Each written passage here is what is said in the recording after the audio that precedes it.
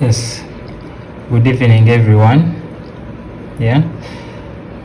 My name is Anand. We are officially starting our cardiology lectures today with this video, starting with cardiovascular anatomy and physiology. Before we look at any abnormalities or any other disease, pathophysiology, pharmacology or medicine, the knowledge of anatomy and physiology, it is the very basic thing that someone should possess. And that's why I've decided to start with anatomy and physiology of the cardiovascular system. For today's lecture, we are going to be looking at these topics, the ones underlined: basic cardiovascular anatomy, physiologic function or anatomical function, pump function of the heart, and cardiac myocytes or cardiac muscle cell types. In that we shall see anatomy, the composition of the cells, action potentials, that is one of the most important function of the heart, and then sensitive function of the heart or the cardiac muscle. It acts as a syncytium. We shall see how we have two syncytiums, arterial and then ventricular. And then from there we look at some applied physiology, applied anatomy from there. So this is how we are starting. There below is a gross anatomy of the heart, how you see it. We are just going to label it. Here it's not cut, it's not open, we are not seeing inside. Whatever we see is from outside. What do we see? With the heart, it is the heart, remember it is a four-chamber.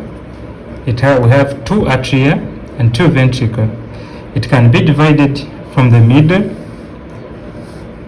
this line here, this vessel, anterior interventricular groove, this one, this is anterior interventricular groove, and then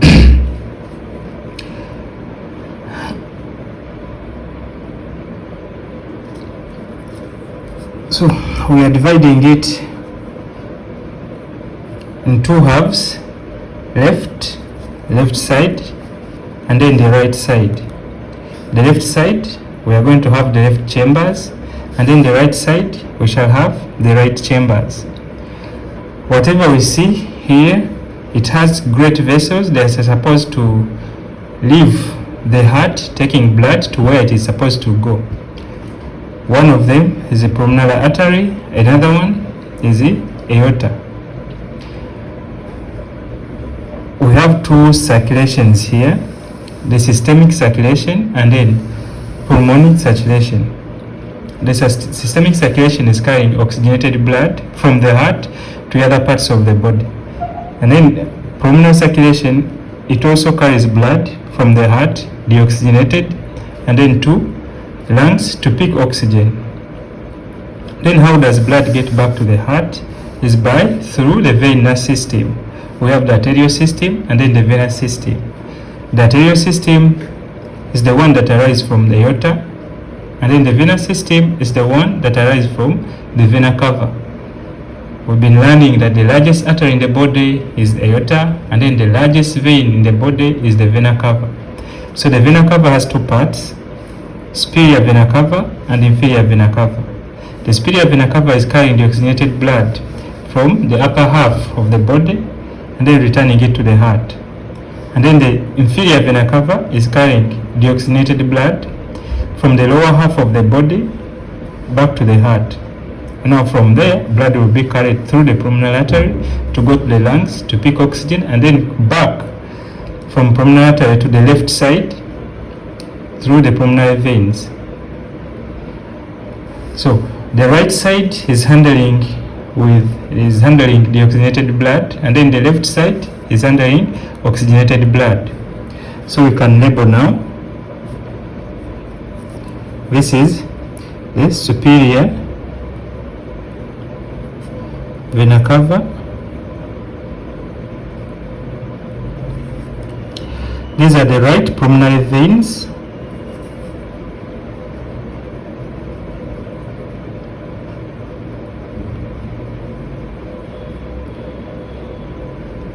Right pulmonary veins from the right lung. Right pulmonary veins from the right lung. We have left pulmonary veins from the left lung.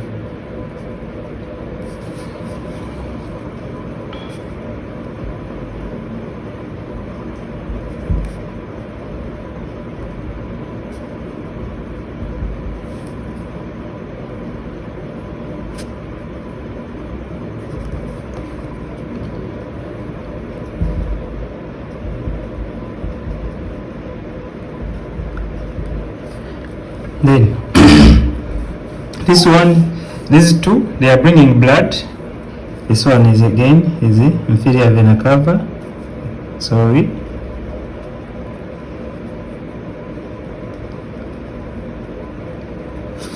These two, they are carrying blood, deoxygenated blood, back to the heart. Back to the heart through the right atrium, directly the opening to the right atrium. So this is right atrial appendage.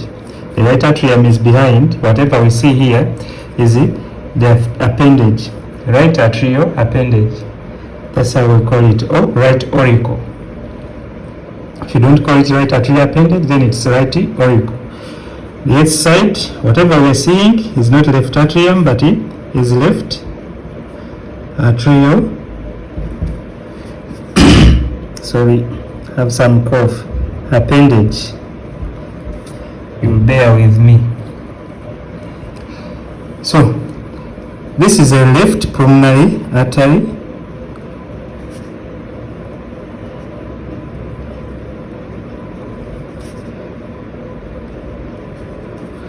And then the one going the other side is the right pulmonary artery. Now this is main pulmonary artery. Main.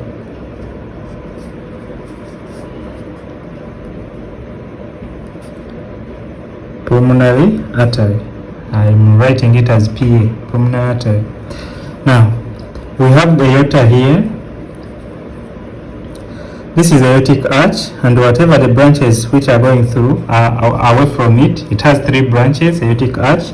We have the left subclavian artery. I'm taking it as a left subclavian artery. We have left common carotid artery, and then we have this one, this big one, the right or brachiocephalic.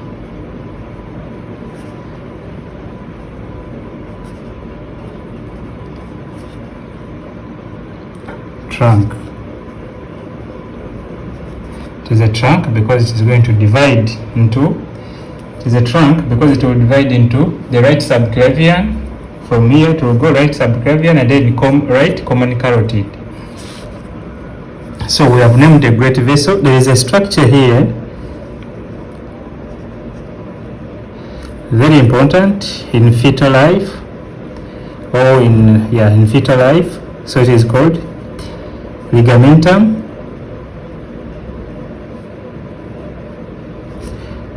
arteriosus. Ligamentum arteriosus. This one is a source, or is a site of congenital defect called patent ductus arteriosus. Otherwise, if it remains, it will be, in fetus it is called ductus arteriosus. If it remains after birth it's supposed to close. If it doesn't close, then it will be called the patent ductus arteriosus, and it will allow mixing of oxygenated and deoxygenated blood from systemic to pulmonic circulation.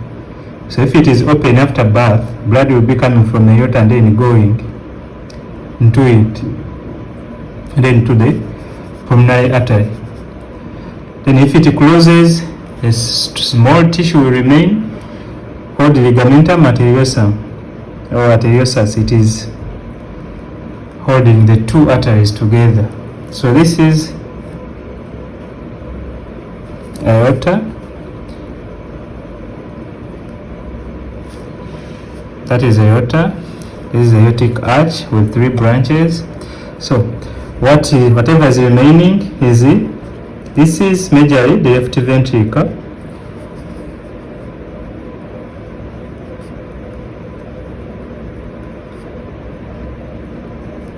And then this one is the right ventricle.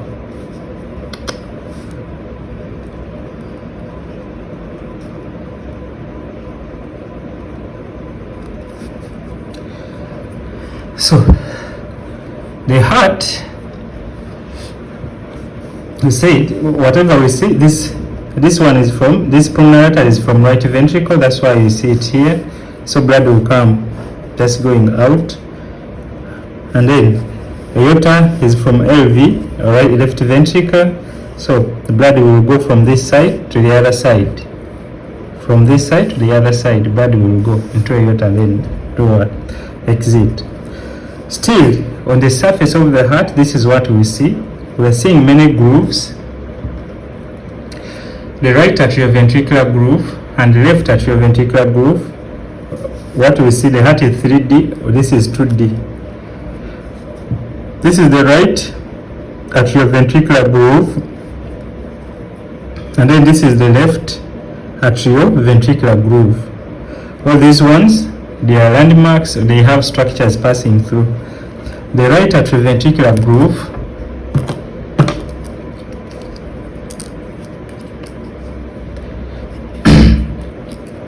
the right atrioventricular groove, right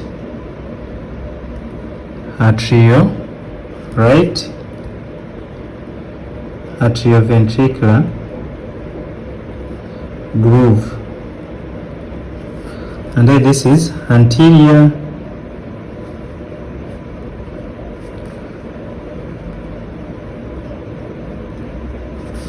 interventricular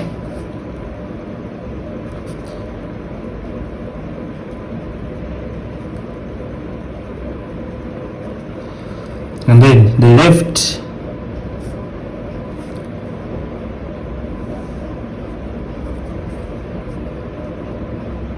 atrioventricular groove.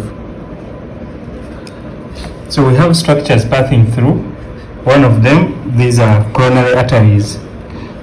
See the heart, this, whatever you see around, this one around, it is full of muscles. There is a small cavity inside, it is 3D, it has cavities inside, space, and then whatever surrounding is a muscle. That muscle is also supposed to be supplied with blood. So the heart itself, it gets blood supply, it supplies itself with blood, with oxygen or oxygenated blood, and still that blood, after extracting oxygen nutrients, what should be taken back still to the heart within the cavity. So to achieve that, it should have blood arteries that supply it and also veins that drain it. These arteries and veins, they run in these grooves. On the right side, we have the right coronary artery running within this groove, which is between the right atrium and the right ventricle. So this red, you see there are two colors. There is blue signifying a vein, and the pink, I'll call it red, signifying the artery. They are running together. So this side we have right coronary artery running in right atrioventricular groove, and then here we have still two colors are there, pink and blue. We have left anterior descending running within left anterior descending artery running between or running within the anterior interventricular groove. This one, the vein is anterior cardiac vein. It is there, it is on the anterior side. Now, on the left side, the left atrioventricular groove, we have another artery running, and it is called left circumflex artery, LCX. These two are branches of the artery that run behind the pulmonary artery. We cannot see because it is passing behind the pulmonary artery, called the left coronary artery. You have right coronary artery and left coronary artery. The left coronary artery is dividing into two: left anterior descending and left circumflex. We have anterior interventricular groove. If you turn the heart backwards, you will see posterior interventricular groove, which separates the right ventricle and left ventricle posteriorly. Still, the heart also has surfaces. We have inferior surface. Inferior surface, this one is sitting under the diaphragm. If you are to draw the diaphragm will be like this. If I put the diaphragm there, the diaphragm will be like this. This is the right dome of the diaphragm, and then this is the left dome.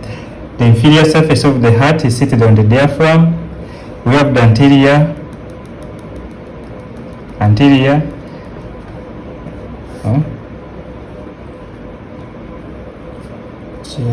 yes. The inferior surface of the diaphragm, the anterior is facing the rib cage, and then the left lateral still on the rib cage. Then the posterior surface, majorly the atria and ventricle, the right atrium and left atrium, they are posteriorly, and then the right side also on the rib cage, but before the rib cage it is the pleura, because anatomically the heart is enclosed within the lungs. So whichever surface is facing the lungs are next. Okay, with this simple anatomy, everything labeled clearly, we can go on to another thing. Anatomy is done. Gross. Now, if we open this heart, we can cut it. We can see inside. We have already explained some simple basics of the circulation that happens, but for the blood to circulate, to move within the heart, there should be 1, cavities, 2, directions where it should flow. We should have unidirectional flow of blood within the heart. That is very key, because any pathology, any problem that alters the direction of blood flow, it should be addressed. It is clinically significant. The patient will come with a range of symptoms, and we have to address it if the direction of blood flow is altered. So we are going to open this heart and see what is inside. This one is complete.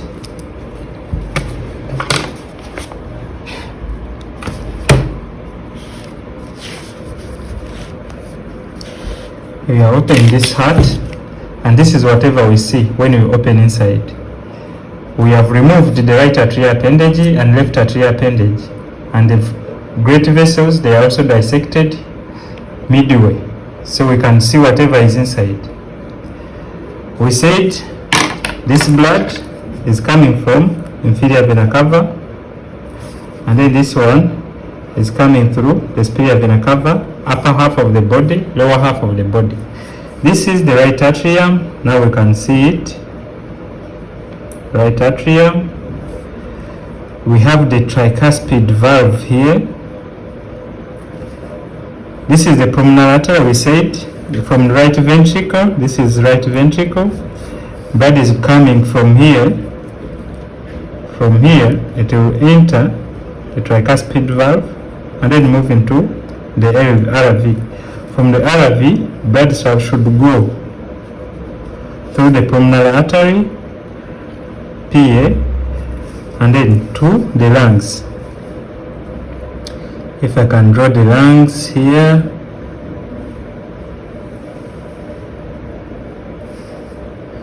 simplified lung.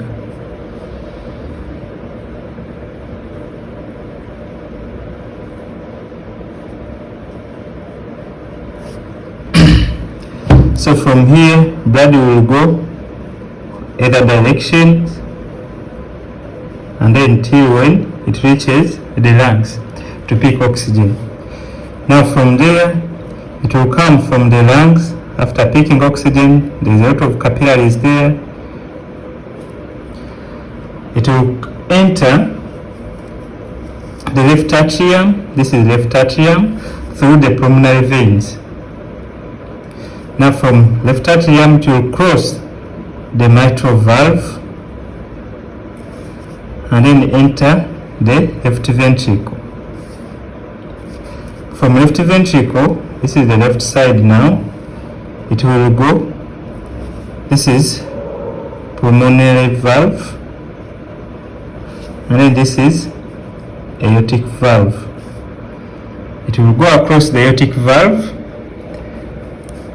pulmonary valve, aortic valve, it will go across the aortic valve, and then it enters the aorta, and then it goes to wherever it is required.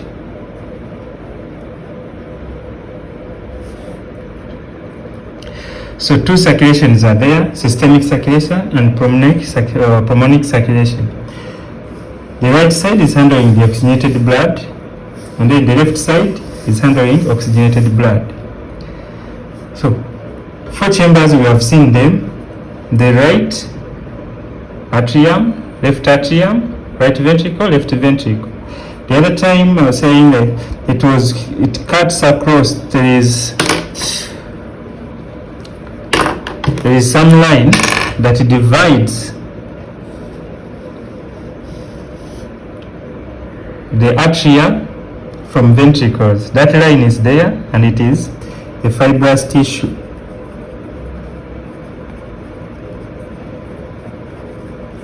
For now we are going to take it as a line, but it is majorly here, the opening of the valve, the annulus ring, the ring of the valve, the annulus ring. It is fibrous. We are going to see the reasons why and under what conditions it can be altered. It can be that fibrous nature can be altered, and what problem arises if it is no longer doing whatever it's supposed to do. We have separated the atria from ventricles so since they are separated by this line, there should be a door allowing blood to enter, to pass from atria to ventricle, and that door on the right side, it is the tricuspid valve.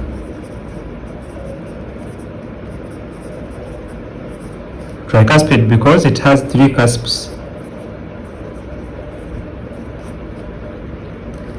This one. From the left side, how blood manages to leave the left atrium into the LV is by the mitral.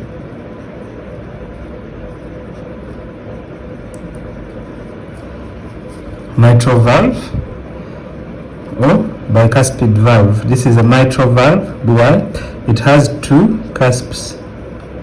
Simple anatomy, I'm saying. 2 cusps are there. Now from there we have the valves that leave or within the arteries, the great arteries. One is the pulmonary valve, and then second is the aortic valve.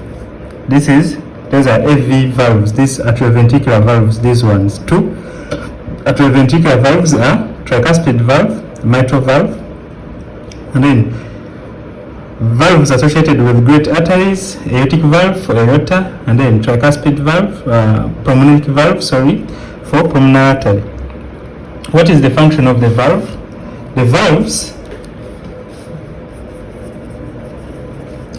allow unidirectional flow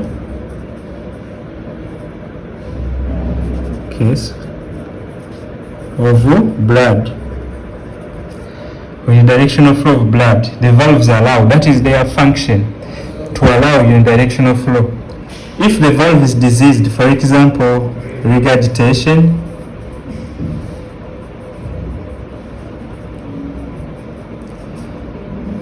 Then regurgitation, meaning it cannot close. How the valves function, it closes and opens, close and open. If you need to put blood inside the right ventricle and the left ventricle, this valve should open, because that's what we want. It should open, and it opens so blood can enter inside. If we want to put blood in pulmonary artery and aorta, then this one should open. So that direction is there. Open only to allow blood to leave.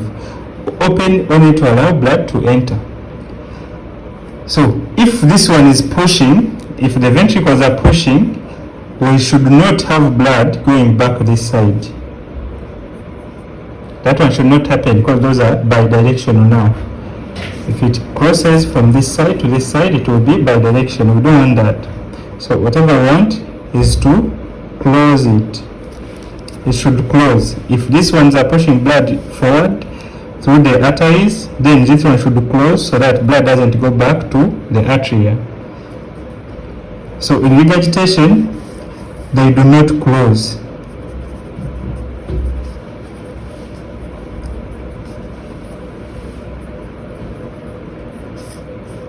Valves don't close. They don't. And in stenosis,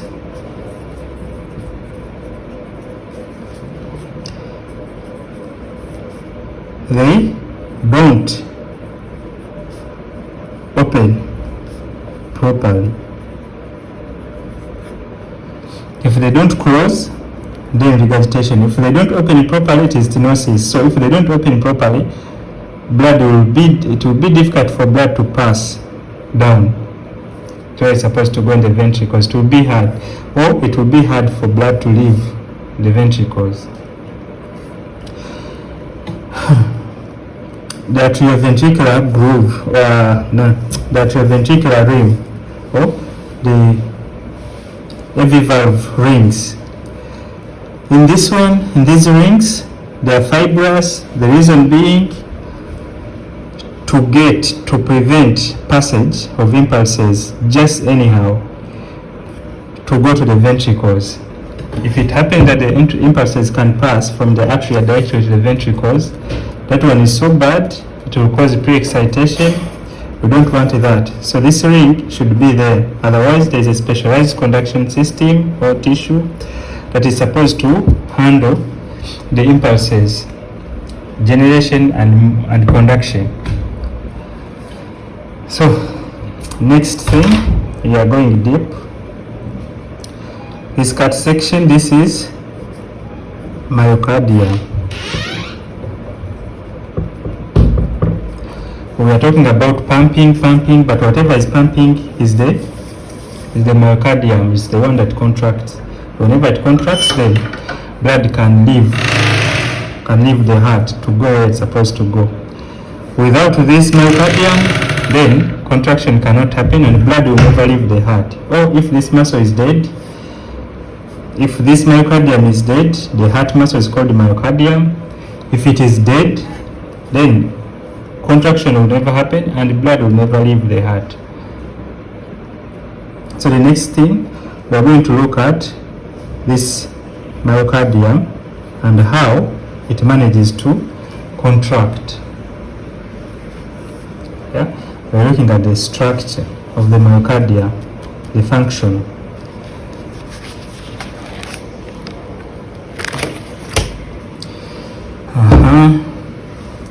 So this is a structure.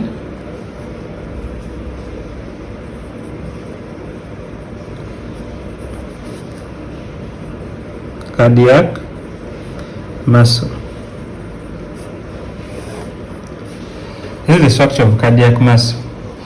Like skeletal muscles, they are striated,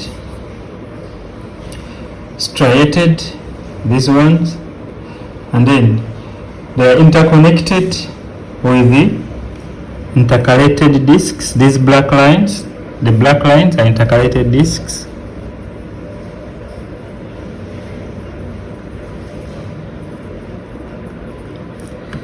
And then this is a nucleus,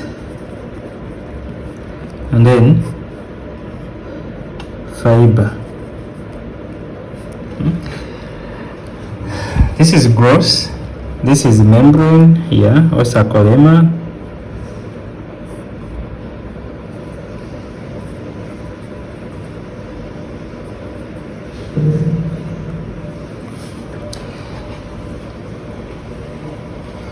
These cells are interconnected. There are gaps that connects their cytoplasm. Their cytoplasm is connected. The reason being, the heart has to function as a system. So the impulse conduction there should occur at the very fast rate, speed. Within few milliseconds, the impulse should have moved the entire myocardium, and then the heart contracts at once. That's what we need. So to achieve that, this is not going to be like skeletal muscles. These ones are connected. Whenever I see intercalated discs, we are ending. This is another one fiber. This is the second one. This is one fiber. This is the second one. But within this intercalated disc, there is a gate. There are always gates. Gates are there, and those gates are called, this gate is called, the gates at the intercalated disc, they are called gap junctions. We have so many gap junctions, tight junctions. So gap junctions, they are just openings. They act as gates to allow communication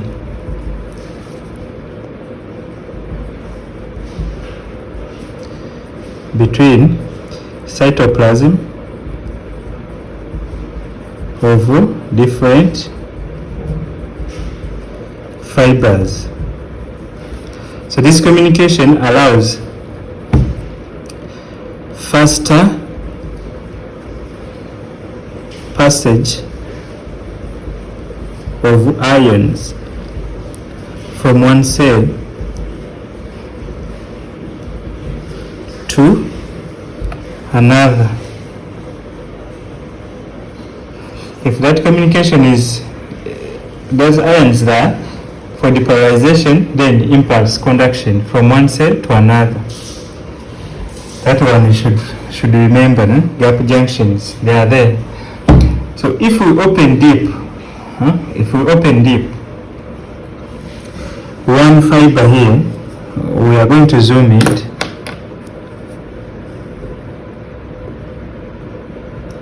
We are zooming one fiber.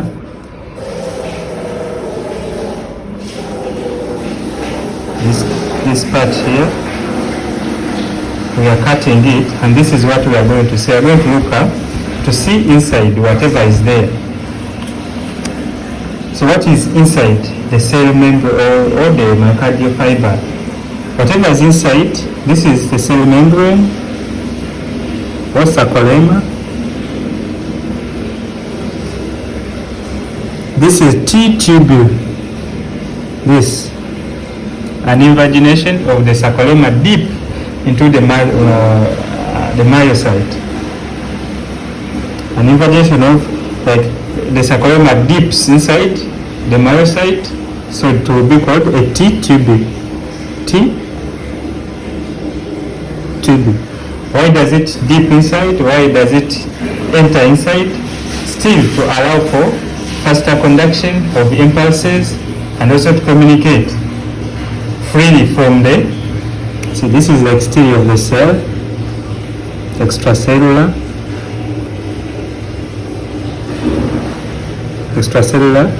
fluid is here, and then here we have intracellular fluid.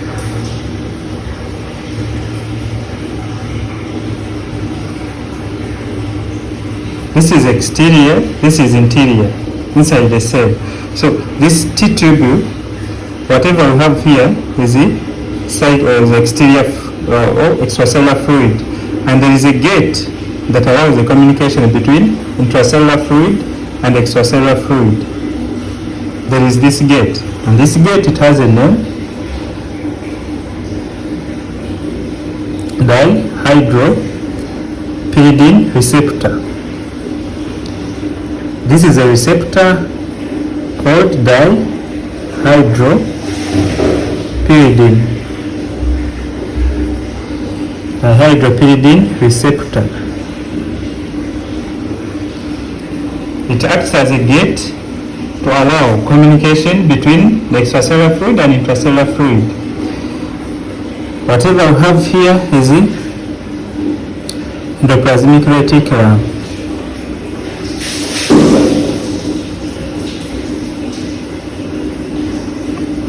Endoplasmic reticulum. This is endoplasmic reticulum, endoplasmic reticulum, endoplasmic reticulum.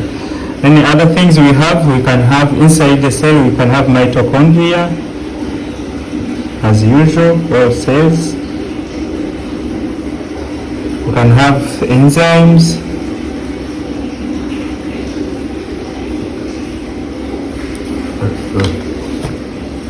Then we have contractile proteins. This is myosin.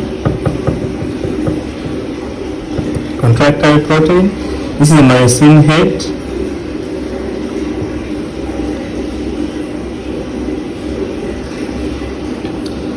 Now, we have complexes. We have complexes of proteins here. See, we have a blue line. The blue line is going to be, we are naming it, the blue line is going to be actin. And then we have the green line. The green protein is going to be tropomyosin.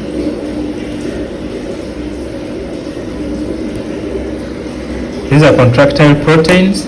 And then the pink line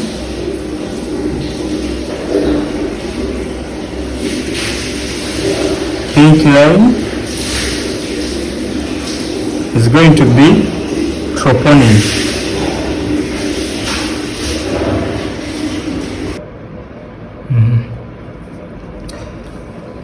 Three proteins, they are together, they are wrapped around, or they are together, they are wrapped together. Three proteins.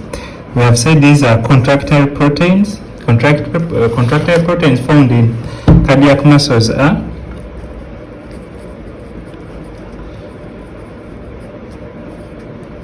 contractile proteins. We have, excuse me, go there side. We have myosin, actin, tropomyosin,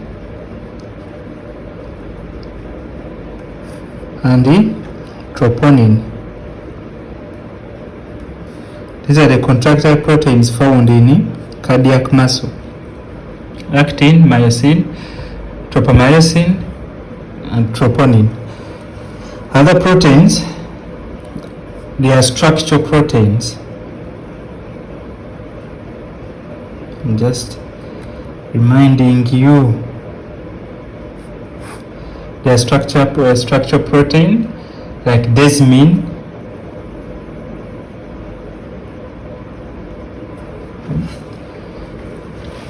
structure. They are just binding proteins. They make the structure of the cardiac muscle and the myocyte or fiber stay in the good form, in the normal form, the easy ones. So here, actin in blue is being surrounded by tropomyosin and the troponin. We shall see why. If we check again the sarcoplasmic reticulum or endoplasmic reticulum, it has gates. It has gates. I will call them gates. One is called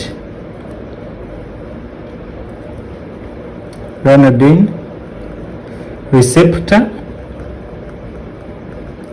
and another one is called this gate this side, sucker.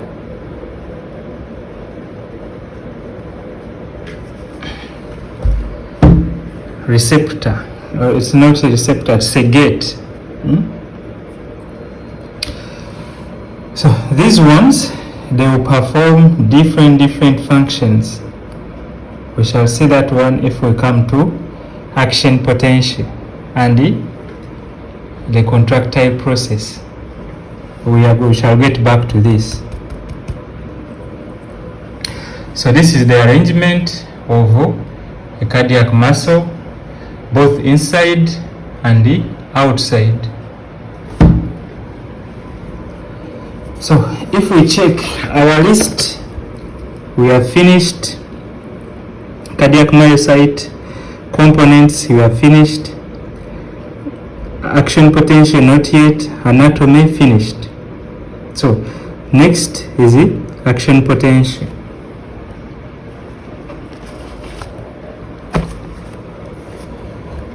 Of course, inside we have so many components are there. You will read and see components of extracellular and the intracellular fluids. What is there in intracellular fluid and what is there in the extracellular fluid. You read. So we have organelles suspended in the intracellular fluid. Organelles suspended there. You read them and find out. That is general physiology. This is cardiovascular. Now, action potential.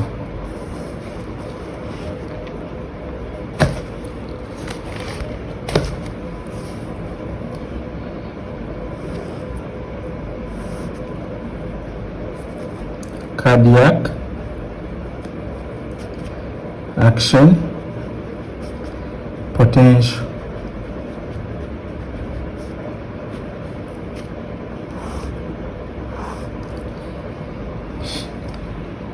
In this video, we are going to stop here for today. For now, in part 2, we shall start with the cardiac action potential. As a recap, what have we done? We started from this side. We have seen the gross anatomy of the heart.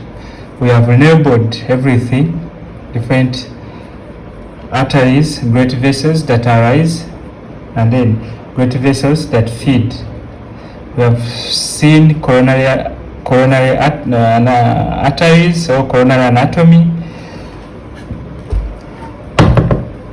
We have seen the circulations, the two circulations.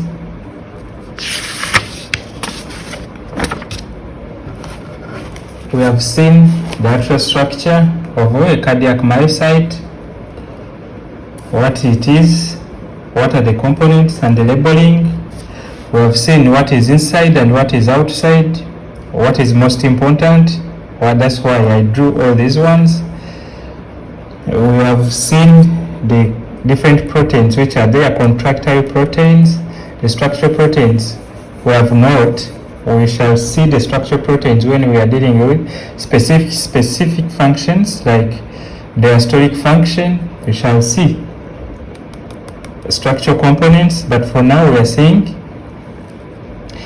contractile proteins which are there. We have labeled the most important receptors there, the dihydrogen receptor, and then ranitidine receptor, and then SACA ATPase. Yes, thank you for watching. Have a good evening.